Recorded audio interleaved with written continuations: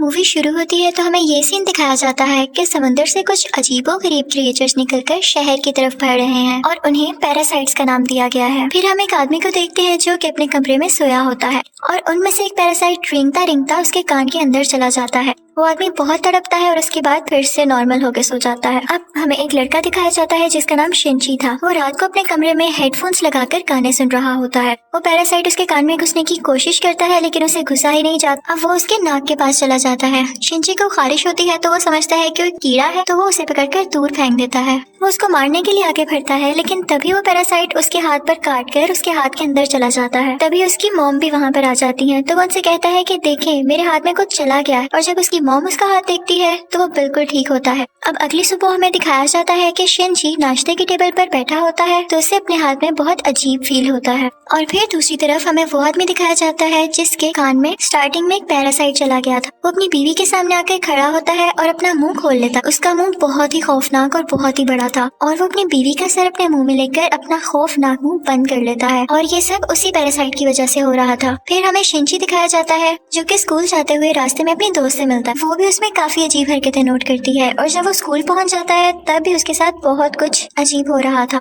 जैसे उसके right hand में काफी पावर आ गई हो। वो घर आता है और अपना हाथ काटने की कोशिश करता है लेकिन उसका हाथ मूव करने लगता है और उसे रोकता है। और फिर हम देखते हैं कि उसका हाथ एक क्रिएचर में बदल गया है और वो शिनची से बातें भी कर रहा था। फिर हम देखते हैं कि वो शिनची की बुक्स भी पढ़ा करता था और उसका लैपटॉप भी यूज किया करता था क्योंकि वो इंसानों के रहने के तरीके जानना चाहता था। जब इसने शिनची की बॉडी में घुसने की कोशिश की थी तो शिनची ने इसे आगे जाने से रोक लिया था, इसलिए अब ये सिर्फ राइट हैंड में ही था और उसी हाथ को कंट्रोल कर रहा था। ये अपना नाम मिगी बताता है और कहता है कि तुम मुझे कभी मत काट क्योंकि मैं तुम्हें कुछ नहीं कहूंगा, तुम मेरे होस्ट जो हो। अब हम देखते हैं कि शिनची और मिगी में दोस्ती होने लगी थी लेकिन बाकी सब लोग जिनको पैरासाइट्स ने इन्फेक्ट किया था वो पूरे शहर में बहुत तबाही मचा रहे थे और इंसानों को मारकर खा रहे थे। दूसरी तरफ मिगी शिनची को खींचकर एक रेस्टोरेंट की तरफ ले जाता है। वहाँ पर भी बहुत सारे इन्फेक्टेड लोग यानी पैरासाइट्स इंसानों का गोश्त खा रहे थे। वो शिनची को देखते हैं तो उन्हें लगता है कि ये भी इन्फेक्टेड है और उससे भी वो गोश्त देते हैं, लेकिन जब उन्हें पता चलता है कि पूरी तरह से तो इन्फेक्ट नहीं हुआ बल्कि ये अभी भी इंसान है तो वो उसे ही मारने के लिए आगे बढ़ते हैं। लेकिन मिगी उनको आगे से मारता है और शिनची की जान बचा लेता है क्योंकि अगर शिनची मर जाता तो वो खुद भी मर जाता और ये उसने अपने फायदे के लिए किया था। अब न्यूज आती है कि शहर के लोग मारे जा रहे हैं और किसी को कुछ समझ नहीं आ रहा कि इन्हें मारने वाला है कौन क्योंकि पैरासाइट्स अपना ये काम बहुत होशियारी और छुप के कर रहे थे। शिनची मिगी से कहता है कि तुम अपने साथी पैरासाइट्स को क्यों नहीं कहते कि इंसानों को मत खाएं।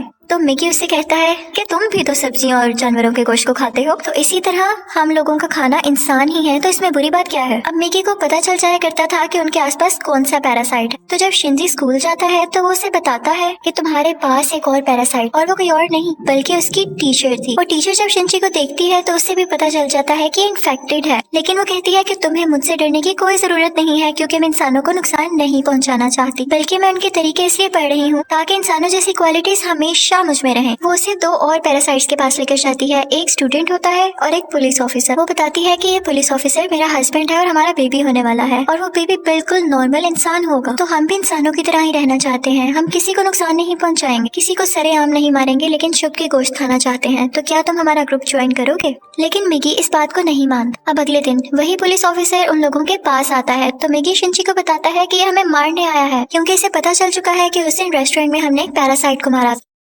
और इसी के साथ वो पुलिस ऑफिसर इन पर अटैक कर देता है। अब मिगी और शिनची भी बहुत लड़ते हैं और इसको फाइनली मार देते हैं। जब शिनची घर आता है तो उसे बहुत बुरा लग रहा कि उसने एक मर्डर कर दिया, लेकिन दूसरी तरफ हम देखते हैं कि पुलिस ऑफिसर की बॉडी से वो पैरासाइट निकलकर किसी और की बॉडी में चला जाता है और ये कोई और नहीं बल्कि शिनची की माँ थी और वो शिनची को मारने के लिए उसकी तरफ बढ़ रही थी। मिगी शिनची को बताता है कि ये तुम्हें मारना चाहती है, तो शिनची उसे कहता है कि खबरदार तुमने मेरी माँ को कुछ कहा, क्योंकि वो अपनी माँ से बहुत मोहब्बत करता था और वो नहीं चाहता था कि उसकी माँ मरे। लेकिन देखते ही देखते उसकी माँ का सर भी बाकी पैरासाइट्स की तरह खुलने लगता है और वो शिनची पर अटैक कर देती है। उसका बहुत खून जाया होता है और वो मरने के करीब होता है। लेकिन अगली सुबह हम देखते हैं कि वो दोबारा से उठ खड़ा हुआ है, तो मिगी उसे बताता है कि तुम बहुत जख्मी हो गए थे लेकिन मैंने अपने सेल से तुम्हारे जख्म को ठीक कर दिया। लेकिन यहाँ बुरी बात ये थी कि अब शिनची की बॉडी में मिगी के सेल्स चले गए थे और अब वो पूरी तरह इन्फेक्ट हो रहा था। अब शिनची अपनी माँ को ढूंढने लगता है लेकिन वो कहीं पर नहीं मिलती, तो वो टीचर के पास जाता है और पुलिस ऑफिसर के बारे में पूछता है, लेकिन वो टीचर भी उसे उसे कुछ नहीं बताती। मिगी उसे बताता है कि अब दिन में मुझे भी 4 घंटे सोने की जरूरत पड़ेगी और उस वक्त मैं तुम्हें बचा नहीं सकूंगा, तुम्हें अकेले ही लड़ना होगा। लेकिन क्योंकि मिगी के सेल्स भी अब उसकी बॉडी में थे तो उसके अंदर मिगी की क्वालिटीज भी आने लगी। खैर, फिर हम देखते हैं कि वही स्टूडेंट जो टीचर ने दिखाया था, जो कि अब पैरासाइट बन चुका था, वो भी शिंजी के स्कूल में ही एडमिशन ले लेता है। वो शिंजी का दोस्त बनने का ड्रामा करता है, लेकिन आहिस्ता आहिस्ता सबको पता चल जाता है कि वो पैरासाइट है और फिर वो स्टूडेंट इन सब को मार देता है। इसके बाद वो शिंजी की दोस्त को भी मारने भरता है, लेकिन शिंजी अपनी दोस्त को उठाकर बिल्डिंग से जंप लगा देता है। अब वो टीचर वहाँ पर आती है और वो चाहती थी कि स्टूडेंट मर जाए क्योंकि इसकी वजह से उसका राज भी खुल सकता था। वो वहाँ पर ब्लास्ट करती है लेकिन उसे कुछ नहीं होता और फिर पुलिस वहाँ पर आ जाती है, लेकिन वो पुलिस को भी मार देता है। अब मिगी शिंजी को बताता है कि वो बिल्डिंग की छत पर है और शिंजी दूसरी बिल्डिंग की छत पर जाकर उसे एरो से मार देता है। और उसके बाद वो टीचर के पास जाता है और उस पुलिस ऑफिसर का एड्रेस पूछता है जो कि पैरासाइट था, और टीचर अब उसे एड्रेस दे देती है। उस पुलिस ऑफिसर का पैरासाइट अब भी उसकी माँ के अंदर था, लेकिन यहाँ पर मिगी के सोने का टाइम हो जाता है। तो इसका मतलब ये था कि शिंजी को यहाँ पर अकेले ही लड़ना था। उस पैरासाइट को खत्म करने के लिए जैसे तैसे करके वो उसकी गर्दन काट देता है, जिसके बाद उसकी माँ और वो पुलिस ऑफिसर दोनों मारे जाते हैं। फिर हम देखते हैं कि शिंजी अपनी दोस्त से हॉस्पिटल मिलने जाता है।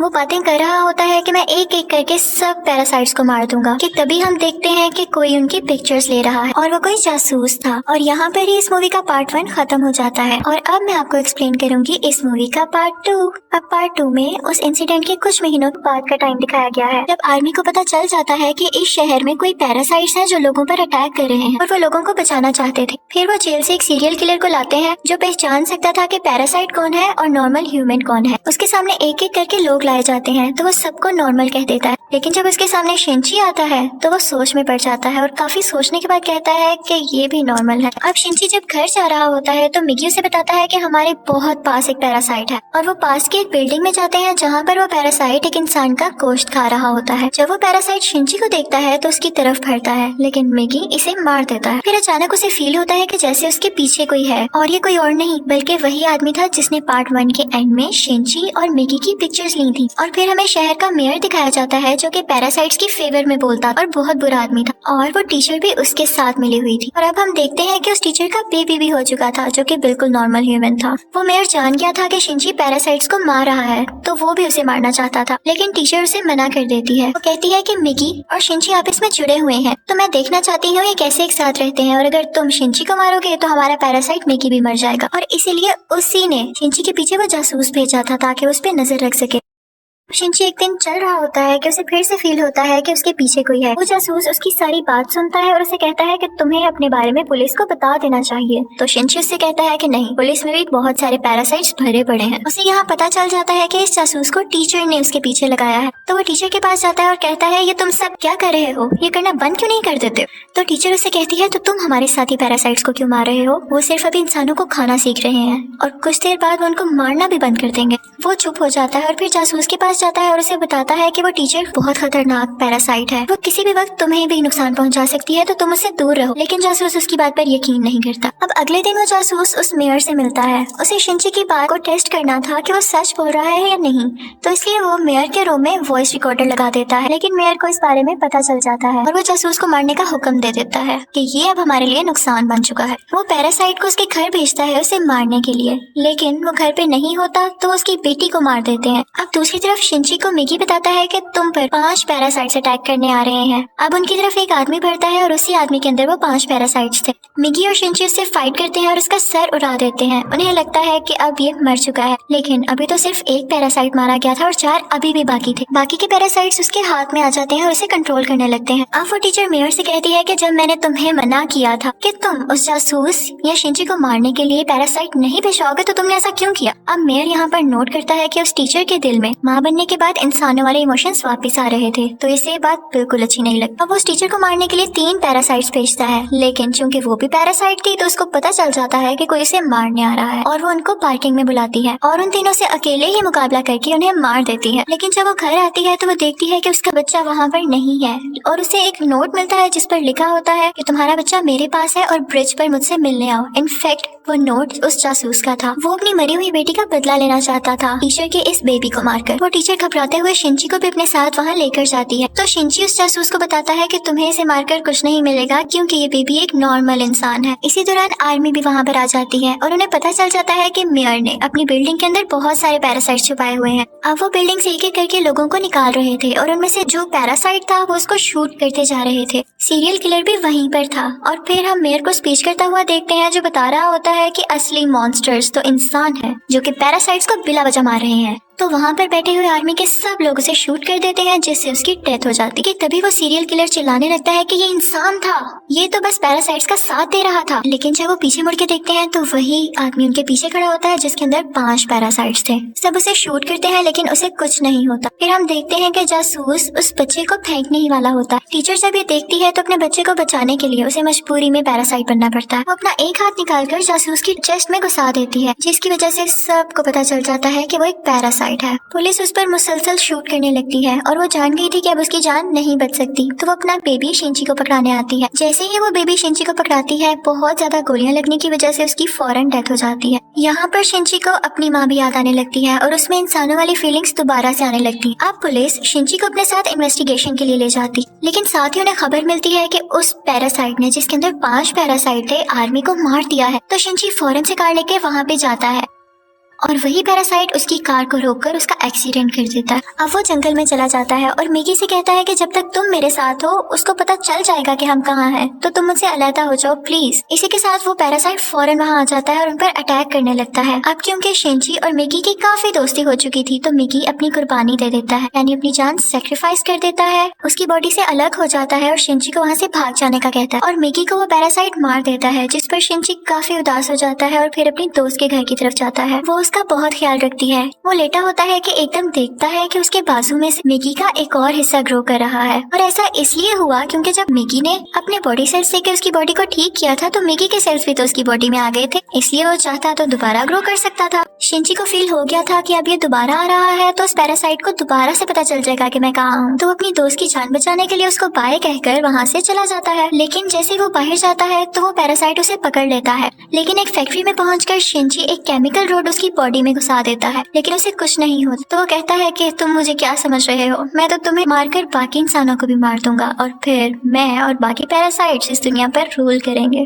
वो उसे मारने ही वाला होता है कि मिगी फौरन से उसकी बॉडी में दोबारा ग्रो कर जाता है और उस पैरासाइट पर अटैक कर देता है। इसी के साथ उसकी बॉडी में कुछ होने लगता है और वो तड़पने लगता है। तो मिगी शिंची को बताता है कि जिस रोड से तुमने इसको मारा उस पर बहुत केमिकल्स लगे हुए और अब पैरासाइट्स इसकी बॉडी में नहीं रहना चाहते और एक एक करके सब पैरासाइट्स उसकी बॉडी छोड़ देते हैं और अब सिर्फ उसकी बॉडी का ढांचा बाकी रह गया। तो शिंची वो उठाकर नीचे आग में फेंक देता है जिससे फाइनली उसकी डेथ हो जाती है। अब हमें काफी दिन बाद का टाइम दिखाया जाता है जब सब कुछ नॉर्मल हो चुका है। तो मिगी शिंची से कह रहा होता है कि अब जैसा कि इस दुनिया में कोई भी पैरासाइट नहीं रहा तो हमें भी साथ नहीं रहना चाहिए, मैं तुमसे अलग हो जाऊंगा। लेकिन शिंची उसे मना कर देता है तो मिगी खुद ही अपने आप को खत्म कर लेता है और शिंची का हाथ वापस से अपनी फॉर्म में आ जाता है, जिस पर वो काफी उदास हो जाता है और मिगी को मिस करने लगता है। अब हम देखते हैं कि काफी टाइम गुजर गया है और शिंची और उसके दोस्त अच्छी जिंदगी गुजार रहे थे और वो उस टीचर के बेबी से भी मिलने जाया करते थे कि अचानक हम देखते हैं कि वो सीरियल किलर वापस आ गया था और वो शिंची के दोस्त को किडनैप कर लेता है। वो उसके कान में कहता है कि असली मॉन्स्टर इंसान है, लेकिन शिंची की दोस्त उसे कहती है कि असली मॉन्स्टर तो तुम हो, तुम लोगों को मारते हो। तो इस बात पर वो सीरियल किलर उसको बिल्डिंग से नीचे धक्का दे देता है, लेकिन शिंची फौरन से जाता है और अपना हाथ लंबा करके उसे बचा लेता है और यहाँ पर उसे फील होता है कि उसकी मदद यहाँ पर मिगी ने की है और यहाँ पर मूवी फाइनली खत्म हो जाती है, यानी पार्ट 2 भी। Thank you for watching.